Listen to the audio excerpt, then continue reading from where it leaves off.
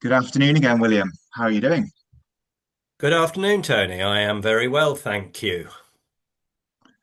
Excellent. So today we're going to be talking more about personal development and some ideas that have maybe been useful to you in advancing your habits in the right direction, consciously deciding areas of growth and achieving um, improvements in ways in which you relate to the world, learning, fitness related things, health related things, education related things, relationship related things, all things personal growth related. How do you see this going?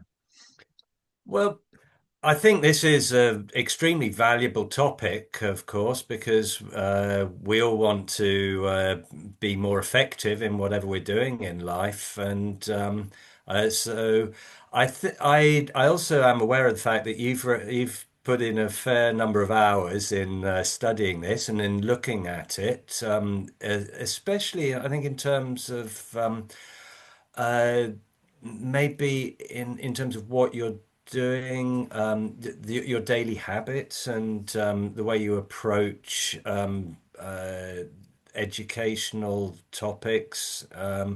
And I think we could look at it from that point of view about how the study that you've done and possibly any of my experiences could act as guidance to others and maybe point people in a certain direction as to how to improve their efficiency and ability, both academically and in life. So that's how I'm seeing it. So Yeah, I mean, I think that everyone has their own journey in life. Everyone has their own relationship to the world, and they have to find things that work for them. But at the same time, there's an element of things getting out of hand, things becoming out of control for people, and maybe in our conscious minds, in our goal-directed, logical sense of what would be of use to us in the world, we want to design a direction, but real-world events maybe get in the way of that, and we can find obstacles and things that push us in a different direction to what we might logically choose. So for me, this came to a head really during lockdown in terms of what had happened from a physical health point of view. I'd grown large over decades without really even realizing it in terms of my weight. I was looking at the scales, and old money, I was 18 stone, I was 114 kilograms. I'd always been sporty and fit. As you may remember in China, I was always very athletic and sporty and running around playing squash and this, that, and the other. And I came from a Cambridge Blue in squash background, and um, uh, it had always been an important part of my life. But in 2020, when I got on the scales, the numbers didn't lie. I was 114 kilograms and obviously less fit than I had been at any other point in my life. So perhaps we could start there and things coming to a head and me making some conscious decisions and some selfish decisions about how to change my habits and behavior. yeah, certainly that was a major change in our lifestyles, and I can understand how that put pressure on all of us. So I think the best way to approach this is just for if you can explain, well, maybe start off with uh, what really worked for you. If you can think of the your sort of top five, ten, or biggest tips as to what you did that helped you. So if that works for you, maybe you could start off by saying how you managed to trim yourself down to your current svelte shape. Yeah, I think it's important to note that you have to almost reach a low point and really decide to do something about it, having come to an epiphany, come to a realization that you need to, and everyone reaches that at different points. For me, it was definitely that moment on the scales where the number didn't lie, and I could see clearly using quantifiable data, as my brain likes to see figures and numbers, and you can't argue with them as easily as with maybe more qualitative data. Um, that was where I stubbornly decided that I was going to do something about my behavior, and stubborn Tony kicked into gear, and I started designing a way forward. But I know that I like information. I'm a curious individual. I like to have some basis for changing direction in that sort of situation, and so I turned to books about habits and behavior change. One of the first books that I turned to was called Tiny Habits by B.J. Fogg, um, swiftly followed up by Atomic Habits by James Clear. And the I think that the BJ Fogg book was made the biggest impression straight away because it's quite an easy formula that he came up with about deciding on small things that you can do that are almost so easy to do that it's unavoidable that you're going to do them. So for someone who wants to get out of their house, that would be something as simple as putting their shoes on, opening the door, and stepping outside. Um, on a journey to maybe running a distance, the first step is always put your shoes on and go outside, for example. So easy to achieve first steps was one of his key things. Another thing that he mentions in his book is opportunity.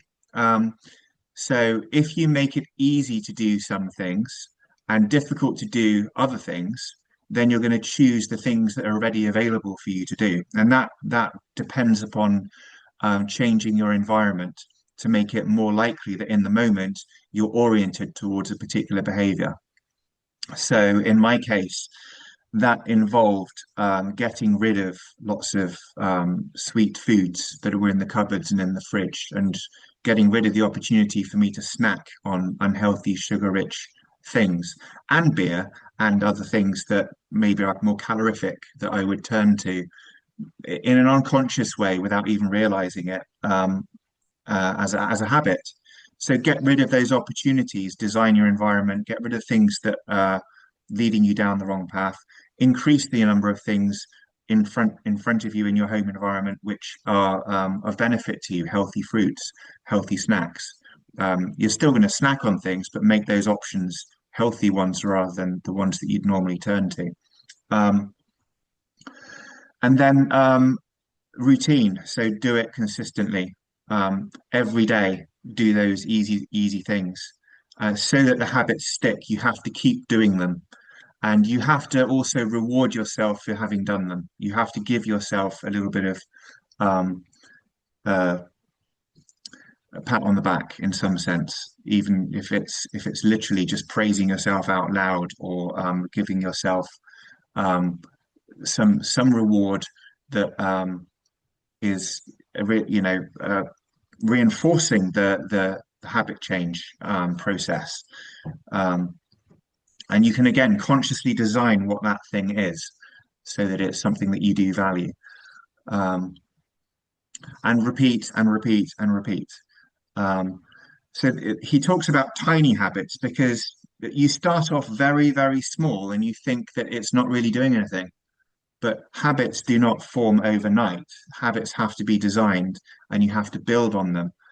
And if you really do want to achieve a behavior change, which in my case was losing weight and getting to under 100 kilograms to begin with, you have to start small and build from those habitual foundations. So I think those things, those ideas, were what I really grabbed hold of and followed through with. Yeah, I can see that as being very important and as being very helpful in terms of moving in the right direction. Because obviously it's the first steps puts you in a certain direction, and then you need to follow it through. Um, couple of things I'd like to ask about, based on what you just said, would be firstly, you mentioned yourself as being stubborn or stubborn Tony kicking in. And is it only, do you need to be stubborn, or do you reckon anyone can find that sort of stubbornness in them? That's the first question. I'll come back to the other one in a minute. I mean, that idea of being stubborn, is that something that anyone can learn, do you reckon? Yeah, I'm not sure that everyone has the same character as I have. I think the stubbornness is something I use as a tool for uh, speeding up the behavior change. I thought of myself as in stubborn Tony mode as a way of making it easier, catalyzing the sort of process of behavior change. And I think everyone can frame that in their own quirky individual way, perhaps. Um, you could think of it as an enabling behavior, enabling, facilitating Tony, enabling Tony. I just decided to call it stubborn Tony because um, I associate stubbornness as a character trait that I think I can identify with more easily. Um, Stubborn Tony is someone who gets things done. It's it's a character trait that I can get on board with about myself when I'm describing myself. For other people, they can use different adjectives, and I think that the important thing is that you're deciding to do something, and you are putting a process in place aligned with these ideas of make it make it small, make it easy to achieve, make it something you do often, remove distractions, design your environment appropriately, reward yourself. These basic ideas are what need to be in place for you to then align yourself with the direction that you're pushing yourself in. I, yes, I can see that the environment, the routine, and the reward system are key elements to it. And from what you're saying, there's a strong element of understanding yourself and being able to design these various parts of your program or of what you're trying to do according to your own characteristics. So uh, I think for me, when I've done things like this, when I have tried to change my behaviors, it's more like again an element of stubbornness, I suppose, but it's more about just like long-term view. I want to, for example, I've had a long-term back problem, discomfort, sort of stiff lower back and pain and so on, and I've got the long-term view of I don't want to have that. So it's keeping that in mind, the end goal, and therefore I have had to change my behaviors in terms of doing yoga regularly.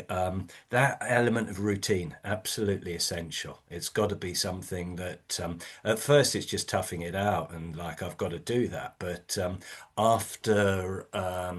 after it becomes habit, I think what is it, 40 days or something? Maybe some of what you're going to say would cast more light on that. But I think I think habit. it's going to be easiest to enable the habit formation by making those first steps very gentle and almost so easy that you can't not do them. So you don't Yeah. want to give yourself too big a hurdle to embark on this journey. I think for me, the moment of realization meant that I could actually make that hurdle slightly bigger um, in order to make the behavior change quicker. But for other people, make it a much smaller hurdle. Just get yourself on the road to the goal that you're aiming towards by by making it so easy that you can't not do it. Then, once you've established that very simple thing, which could be as simple as if it was a particular exercise, just doing it for 30 seconds in the morning and then for 30 seconds at lunchtime and for 30 seconds in the afternoon. So easy to do that you would be silly not to. Um, and if you've done it three times in a day for 5 days in a row, then give yourself a reward and increase it to 1 minute next week, and then to 2 minutes the week after. And eventually you'll see a habit starting to grow where you actually want to increase your personal best time because competitiveness with yourself comes into the picture. And you want to show yourself that you are able to do what you've set out to do. Um, and your confidence will grow as a result of that. And you will also start seeing benefits fairly soon from that habit that you've put in place, which will fuel your habit. Yep, I see that that perspective of competition with yourself rather than anybody else as being key to this, because once you set yourself up as in competition with others, then you're almost designing a program that will fail because you can always find someone. Well, typically you can find someone who's better at these things than you are, unless you're going to go break the records, the world records and so on. But I don't think I'm there. Maybe you might be have achieved that. But Again, I think this is where you are for habit change. You are not competing with anyone else. You are yeah, just changing your own behavior yeah, because it's led you down what you consider to be the wrong path, and you're consciously designing a new behavior for yourself. It's not about looking over your shoulder and comparing yourself with other people at all. That's got nothing to do with it. It's about a decision you've made about your own behavior and how you want to change it, which other people may or may not agree with. Um, but hopefully they will agree with it, and that will help you as well because they will be noticing that you're doing something constructive. So if you surround yourself with people who are naysayers, that would possibly not be helpful. That's also a part of the environment that you're in, I think. yeah. The support, I am sure that is very important too, to have people who will support you in that. If I may, can I just go back to the rewards? Did you ever find yourself rewarding yourself in terms of, like if your aim is not to eat anything sweet, then could you reward yourself by allowing yourself a little cheeky Freddo or something at the end of the week if you've stuck to it, or would that be counterproductive? Um, for Freddo being me, chocolate for, bar, for me, I cut out all chocolate. I cut out all sweets, all ultra processed sugary foods of every kind. yeah. Um, I didn't have desserts. That was one of the first things that I put in place. I didn't have sugary desserts, I should say. Instead, I did still have sweet things, but they were more fruit and natural sources of sweetness. Um, and yogurt and muesli and granola and that sort of stuff, and milk, which has lactose in it, which is sweet. And I also incrementally decreased my consumption of beer. I actually cut out beer as one of my first steps and had low alcohol beer as a replacement. So I still had the taste of beer, but it was without the alcohol, which is calorific. It has uh, calories in it. Um, so I was making my life not too difficult because there was still some of the things that reminded me of what I once did in place, but without the negative side of them, which was leading to me, um, putting on weight over time without even realizing it. So I was looking to go into calorie deficit to lose the weight. So these were all parts of the journey for me. Yes. I didn't do everything all at once, but I was in stubborn Tony mode. So I did do quite a lot of stuff all at once and gradually did more and more of those things as time went on. And went from 114 kilos in the end of August. I believe we went on a walking holiday where you saw me when I was still 114 kilos or 110 maybe by that time. I took the scales with me on that holiday, you may remember. And I I was thought it was weighing a bit myself. unusual, but yes. I was weighing myself every morning because I wanted Yeah. to see the weight go down consistently. Now, that could be counterproductive for some people who might have an obsession with numbers, and maybe their eating patterns might become disordered as a result of too much emphasis on numbers and it being that important. But for me, I think I had a fairly normal relationship with food, um, and didn't see myself as someone with disordered eating. Now, I come from a psychology background, so I think that I wasn't deluding myself with that. Yeah. And I did see, I think there was some self-understanding there that I had just let myself eat too much over time. And I was consciously deciding to eat fewer calories over time. And I was looking at numbers going down as feeding into the process of seeing that it was working. So I think that perspective is important about your relationship with what you see as um, uh, going in the right direction, and how you relate to the world and what works for you as part of the strategy. Um, so yeah, as I say, I did see the numbers go down, and by Christmas I was between 95 and 100 kilos. So this was September, October, November, December. And I had had a consistent relationship with exercise, and I was upping the exercise that I did. For the 6 months prior to that August, during lockdown, I was consistently doing cycling and was gaining fitness whilst staying at the heavy weight, 18 stone. And it was only once I put the dietary changes in place, allied with the consistent exercise, that I also had the rewarding experience of my cycling uphill becoming quicker, as well as the weight coming off, which also I think acted as a reward for my habit change. So maybe we could talk about that a little bit as well. Yeah, well, that's results driving you from what I'm hearing. So it's did you have a clear target as to from your 18 stone as to what you wanted to get to, and or was it I just was measuring it more in kilograms. It was 114 kilograms, which was 18 stone, and I was wanting to get sub 95 kilos with maybe a reach goal of under 90 kilos. This is loosely related to the BMI, the body mass index, yeah, and being sort of in that 18 to 25 bracket. Now, as a scientist, I understand that there are some problems around the BMI being an accurate measure of, whether you are in what's considered normal um, body mass range. Uh, it's a better measure of for people of average height and of short stature as well, and less good for people who are above average height. It's just the way that the equation works. So BMI is mass in kilograms divided by height in meters squared.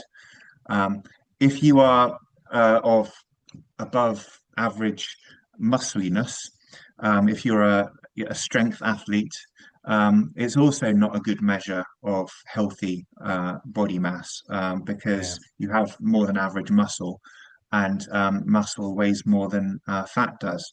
And you're not unhealthy just because you're more muscly than other people. So you have to take BMI a little bit with a pinch of salt and have a bit more understanding of where it comes from, and maybe have other metrics of healthy body weight as well. yes. Um, so that's all part of the approach, Yeah. that you need, the perspective that you need to have. It still gave you a clear target, which guided you in this in the spirit of the idea that as long as you've got a target which you have identified as being supportive of your well-being and you move towards it, then you can always adjust that target or bring in other measurements or factor ways of measuring your progress as you go along. I think anything is a progress and a direction of travel, and it's certainly from what you said from what you're saying, moved you in the right direction. It moved me in the right direction, just not just in terms of numbers on a scale, but in terms of other health indicators that were very obvious to me, such as it became much easier to cycle up hills, because Yeah. for anyone who knows about cycling and cycling up hills, the heavier you are, the more It's difficult it tough. is because of physics. So it's power to weight ratio. And going uphill, if you look at the cyclists who are good hill climbers in the Tour de France, the Giro d'Italia, the Vuelta a España, which I'm someone who follows these things. I never used to be. It's always the lightest people, the ones who are under 60 kilograms. If you can imagine a human male being under 60 kilograms, they're the ones usually who are the best climbers, with a few who are in the mid 60s also being good climbers, like Pogacar, for example, who Yeah. seems to be good at everything in cycling. Um, if that's your only metric, though, you are going to just drive your weight down to as low as you can possibly get to become world's number one hill climber. So that's not a good metric in and of itself either. But if you combine that with just feeling better with other things like you're not out of breath as much, you can walk up hills, you're not out of breath, um, you can run further faster for the same effort. You just find yourself just doing things with ease that always used to be difficult. You can't deny that these are positive indicators of improved health due to the habits that you've put in place. Yes, I can see that a range of targets, a range of objectives, should are all would be of great value, that you don't want to just focus on one. And I can also understand that if you are if you're feeling successful in terms of achieving one of these, then it will build your self-confidence and would probably there will be a spillover effect in every area of your life, really. If you Absolutely. I think this is the number one thing to realize is that once you achieve a particular goal, um, and your self-confidence increases having achieved that Yeah. goal, which may be quite difficult. And for some people, it might be something like running a half marathon, running 5K, walking to the shops and back. If we take it to an extreme, something as simple as that for some people might be a goal that they have for themselves because they're housebound and have been that Certainly. immobile that they just want to be able to walk to and from the shops. Whatever the Yes. goal might be, if you achieve that goal and it's something that you thought you'd never be able to do, your confidence will increase and you will start looking at other goals and have more confidence in your ability to achieve those goals. So it cross fertilizes um, other skills that you wish to develop and Yeah. the habits that you can then put in place to achieve those ends that you set out for yourself, including in the education space, including in the learning space. Um, and I think maybe if we divert to the idea of mindset next, that might be something that we should also discuss because as part of this journey for self-development, not just in terms of my health and fitness, I thought about other important um, drivers of self-improvement, and one of Yeah. those was definitely mindset. Yes. Well, it's yeah. You've read Mindset by Carol Dweck, I understand. So, what worked best for you from that you were able to apply, and what could you tell us about So, that? Oh, there we have it. mindset, Carol Dweck. Yeah, I'd never really characterized mindset in this way before reading this book. I'd never put it in a binary perspective of fixed mindset versus growth mindset. But I think it's a fairly obvious distinction that we can have for people's ideas about how they can learn something. Mindset, which is fixed, um, would be somewhat constraining of one's ability to learn a new thing because it suggests that we are born, we have certain skills, we either fail or succeed, and and that's the end of the story. A growth mindset would be one in which we make mistakes, we learn from our mistakes, and it's not in any way a fatal thing for us to fail at things. but instead can be an opportunity for learning and changing over time. And that growth mindset is very much what distinguishes people who are good at learning from people who are not so good at learning. And that's what Dweck's research has consistently shown. So if you couple the idea of growth mindset with tiny habits or atomic habits and facilitating behavior change, I think you have a fairly powerful um, set of tools in place and enabling you to build even more confidence in your ability to learn new skills. Yeah, I certainly take on board that idea of mistakes being opportunities, and that they can, it's all too easy to see mistakes, to beat yourself up about mistakes, and maybe regress or think, oh, I won't bother trying to change anything again because it was painful, I went wrong, and I can't do this. So it's very much attitude or mindset, as you say. Um, and yeah, It's something that I notice go time on. and again. Certain students, when they make mistakes, you can see that they're affected by the mistake um, and feel almost judged and small and like they're stupid as a result of making mistakes. Are And they maybe they judging have, themselves? Are they judging they, themselves in I, that? I think that they have a mental model of failure as a bad thing. Um, Even when it's just a small mistake in the moment. They have a mental model that failing is bad, and that's really the fixed mindset that's in place that you have to try and influence as an educator. You have to sort of help them realize that, um, as you say, it's an opportunity to learn something. It's in no way a bad thing. Making mistakes is actually necessary for you to learn things. And everyone makes mistakes all the time, including me and you. And you have to accept that's part of the journey and not be judging yourself because you're making mistakes, but to accept that that's part of the learning journey. Um, and indeed, if you don't make mistakes, then you're not learning anything. Yeah. Mm.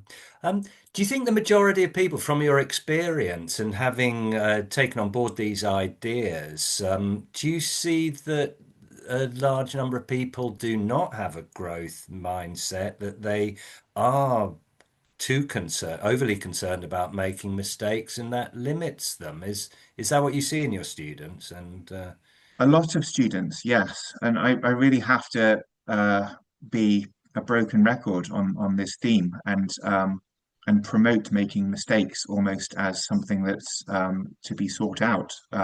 In fact, a lot of my tutoring, if I'm trying to improve someone's grade, I'm searching for weak areas in order to open them up and force more mistakes to happen to enable learning to happen. And I have to let students know that that's part of the process and it's not something that should be necessarily uncomfortable, but it should be something that they embrace and look for. Um, and if their goal is to improve their performance in a particular subject, we should be trying to identify areas of weakness at uh, every moment. To an extent, because that's the things to improve on. That's the areas of learning that need to be focused on, so that overall their performance will improve. yes, I would agree from my observations too. As a classroom teacher, I have seen the students who are most willing to speak up and test their understanding and express their views. They are the ones that learn best because they are going to get feedback either from me or from other people listening, other people in the class in that scenario, as to where they are right and where they're wrong, where they might want to reconsider what they're saying, and they learn much faster by expressing their views and by being willing to make mistakes. In the same way that Michael Jordan did, I think, on the advert about being the person who'd made the most mistakes ever, and everyone was thinking, "Who is this loser?" And it turns out to be Michael Jordan, who's one of the most successful sportsmen of all time. You So, could make an argument that the most successful people are the people who've made most mistakes on their path to their success because they've learned the most by making the most mistakes, yeah. um, and So we should actually be make making it mistakes make. every day. The more mistakes, the I definitely think we should be making small mistakes all the time. Uh, Maybe not big mistakes all the time, but sometimes big mistakes happen, and we shouldn't get too upset about them, but use them as um, big opportunities for learning. So the bigger the mistake, the bigger the learning opportunity. That's probably the framing that's more helpful to us going forwards. When we're not necessarily looking to make big mistakes all the time, we're looking to make small mistakes all the time to learn from in order for the big mistakes to happen less often, but when they do, there's still an opportunity for a big learning experience to happen. I think that's probably a helpful framing. yes, yes, certainly. Um, okay, so the growth mindset is important together with the habits. Are there any ideas within that you'd like to develop, or would you like to talk about perhaps some of the other texts or other authors' Yeah, I've got ideas? another book here that's kind of interesting because we live in the modern world and we're surrounded by technology, especially screens. And I've been doing a lot of reading about the effect of this on mental health, like Jonathan Haidt's books, for example, Yeah, and also Jean Twenge's book, iGen, and also the current um, talk in the media about Australia's ban of social media yeah. for under 16s and how that might actually be a helpful direction for the UK to go in. Um, I do actually think that we are surrounded by too much social media, and it is unhelpful in general for the development of the teenage brain. And we should probably be shielding our youth until we can argue about what age that would be. But especially in the primary schools, we don't want to have kids who are just constantly looking at screens all day, every day. Um, so, yeah, why today's super connected kids are growing up less rebellious, more tolerant, less happy, and completely unprepared for adulthood. This is like the subtitle of iGen. And we do see increases, especially in teenage girls' mental health indicators from since the advent of social media. Um, so I think it's important to have this understanding of what screen technologies and social media in particular are doing to our behaviors, our distractibility, our attention spans. If you add in the idea of the attention economy that we are in as well, perhaps you have a perspective about this as an economist and the incentives for the big four, which is another good book, by the way, and Google, Amazon, Apple, one more, Facebook, Meta. Um, the effect of the incentive structure for these uh, big four companies on grabbing our attentions in order to make money. Perhaps you have a thought about where that leaves us. Well, the view that I've moved towards really is this idea that if you can't see what the product is, then ultimately it's you that's being sold. And certainly Google, a lot the AI platforms, the LLMs and so on that we're all increasingly using. Uh, they are they are taking our what's in our minds, our thoughts, and storing them Partly obviously to sell us product, but and to design how we interact with them so that they will say to tailor the service that they can offer us, but and that works. That is of that makes our experience so can be so much more valuable. Um, but also, there's something deeply uncomfortable, I think, for me and probably for a lot of people, in thinking that these people are almost downloading what's inside our heads and they are storing it there, and it's their possession and Yes. up to them what they do with it. And so there's a real conflict there that these tools are of huge value. Social media, AI, all of these big four companies, or and beyond. Anyone, all the apps we download and use regularly, that they can be very beneficial to us, but again, they can be used to control us. They certainly direct our thought Mm. processes. Once they understand what our thought Yes. processes are, it's very easy to Yes. nudge us in a certain direction. Yes. So, yes, very much a double-edged sword. I think it's pushing us down a path of decreased attention spans, mental health problems, comparing with people who are unimportant but have a lot of attention as a result of their manipulation of the algorithms to get more attention, which is often shock and awe and Mm. stuff that's not intellectual in any way, but more designed to Emotional. divert people's attentions towards the content that they're creating. Um, these are all nefarious directions for society as a whole to go in. Yes. So, and I think this sort of leads us back to how we design our environments consciously and how we we decide consciously about what behaviors are good for us and what behaviors are bad for us, which we can do on an individual level. Um, but we have to couple that perhaps with top-down controls over what's good for society, which has to really come from a government level. And why I think that Australia's top-down ban on social media for under 16s is probably something more countries need to be thinking about, unless they want to go down this rabbit hole um, that we're currently walking down, running down. Um, so yeah, this is all obviously very big picture stuff, which I'm drawn towards, but kind of related to us on an individual level too, because we can design our environments consciously and change our habits and consciously decide where is good for us, to what direction to head in.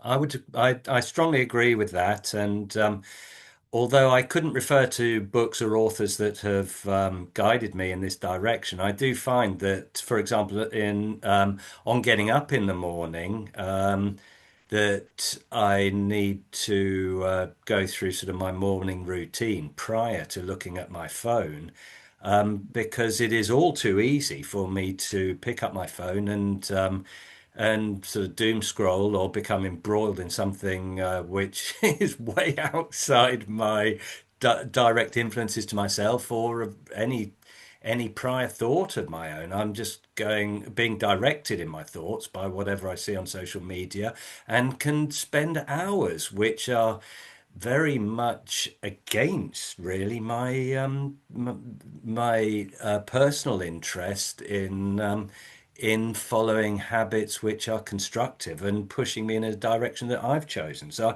I'm going more in the direction that is being chosen by social media, and as you say, being attracted by shock headlines or clickbait or whatever pushes my buttons emotionally, rather than getting on with what I know very well, if I'd stopped to think about it, is of value to me and is building my well-being. So this is something again that these are habits that I've set up to move myself in the right direction of exercise and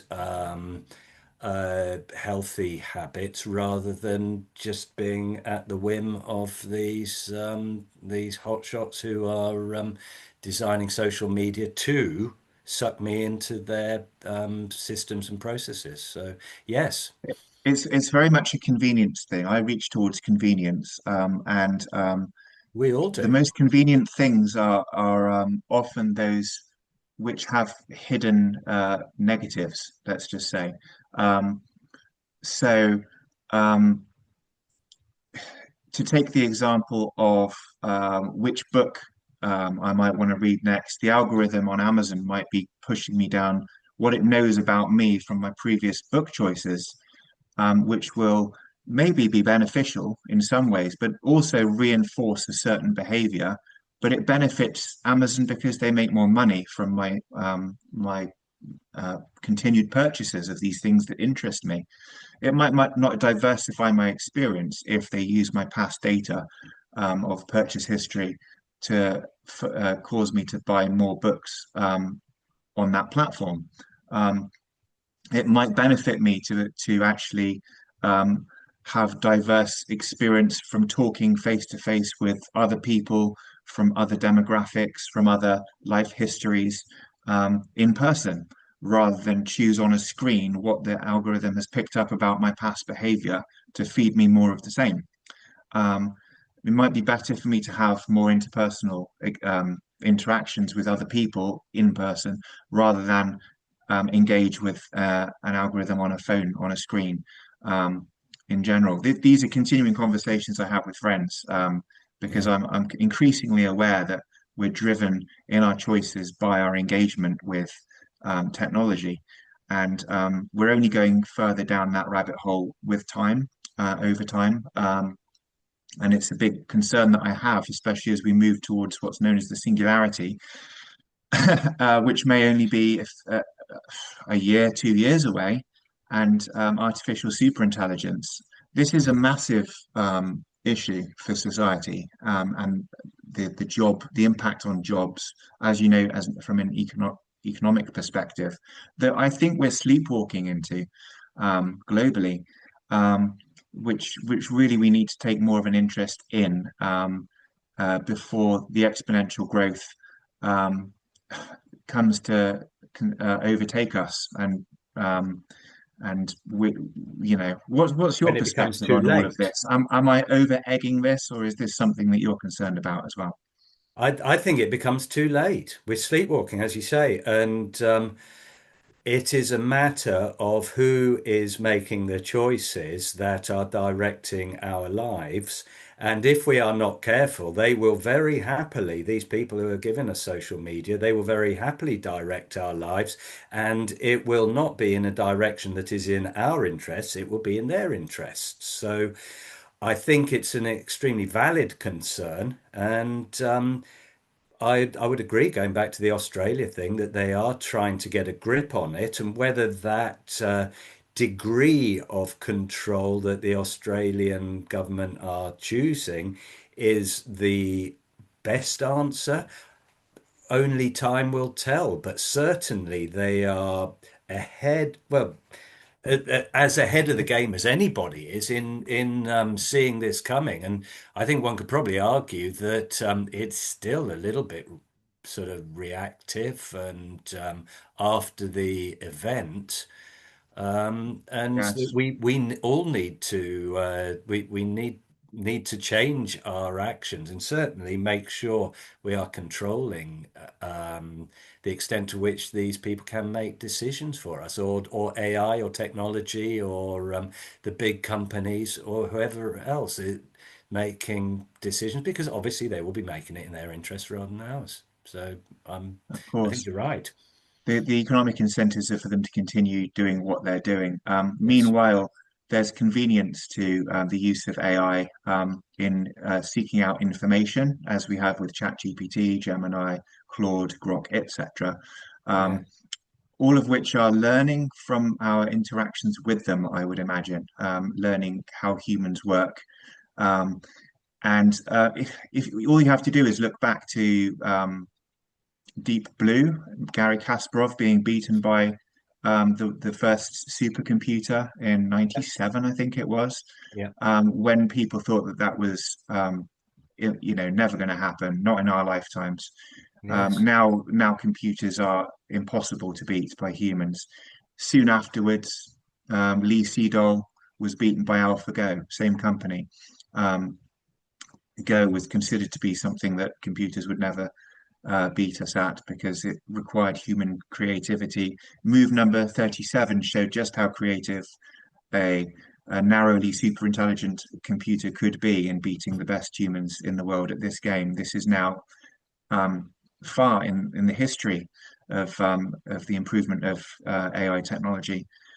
Since then, we've had various iterations um, of of ChatGPT, and we've had open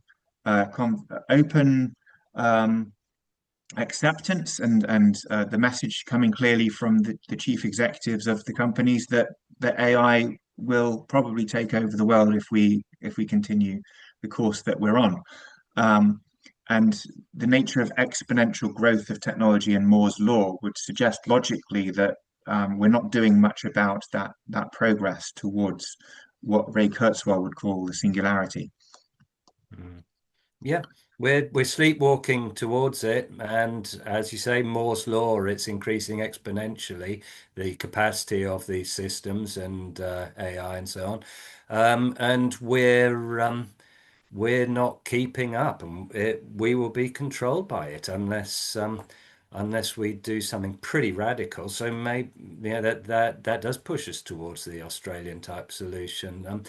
I, I do think, Tony, that we're up to that we're reaching a time limit here. So maybe we should be looking at. Do you think that these ideas that you've read and picked up in your reading in pursuit of self-improvement and can they help us in terms of preparing for what's coming, or maybe even like making it more beneficial for ourselves? Yeah, I think some basic principles that we go back to will be useful to us as humans. I think we have to really um, go back to basics here and think what's important for our lives, what generates meaning for us as well in our relationships with other people, the learning that we have, the goals that we set for ourselves. It's a philosophical um, uh, point that we're really going towards with this whole conversation, um, which is part of a very big conversation to have about all of this. I think what in terms of what's healthy and what's beneficial to people, we're talking about consciously deciding, logically consciously deciding on what is good for us, putting systems in place to enable us to reach those self-designed goals, having agreement with people about is this a good thing or not, um, and enabling our learning as well, so that we can make best use of the resources that uh, we have available to us. Um, and I think mindset and we didn't talk about motivation, but there's another conversation probably to be had about what drives us towards these goals and maybe the dopamine nation story. That Yeah. what is it biologically that's going on in our brains when we become addicted to certain things, and Yes. maybe these addictive behaviors and what we as naked apes, in the words of Desmond Morris, are doing because of our evolutionary history. Um, what how we're being influenced by our environment, and we need to design our environment in accordance with what we consciously logically decide is a better direction for us to be heading in. um, Everything that we've talked about is, I think, relevant to the learning journey, but it's also relevant to the brave new world that we're entering, and that's part of a bigger picture conversation that I'm sure we'll have about the learning environment that we'll find ourselves in the near future. Do you have any final thoughts about where we're heading in the near future in our learning journeys?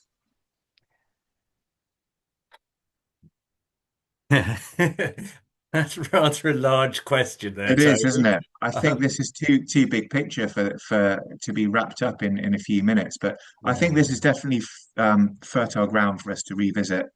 Um, do you have any concluding remarks about what's worked for you from what we've talked about today? Habit, yep, certainly habit. I think you encapsulated it with your references to the works of Fogg and Clear and these habit books, that it incremental steps like marginal gains, as people like to talk about in the gym, that or a journey of 1,000 miles starts with the first step. You know, there's many people have phrased this in their own way, and I think that we need to identify where we're going that is in our interests, and not be manipulated in that too much by sort of emotions and by other people's directions. Try to identify where it is we want to go and move in that direction ourselves, our self-determined direction of travel. And this is critical, I think, and urgent for humanity in general and us as individuals. And yes, all very important. And I also think that we're scratching the surface of it. So it is Absolutely. very much something that we can come back and look at again in the future, I would think. Fantastic. Good to talk to you as always, William. Speak to you again soon. All right. Bye, Take care. Tony. Bye bye.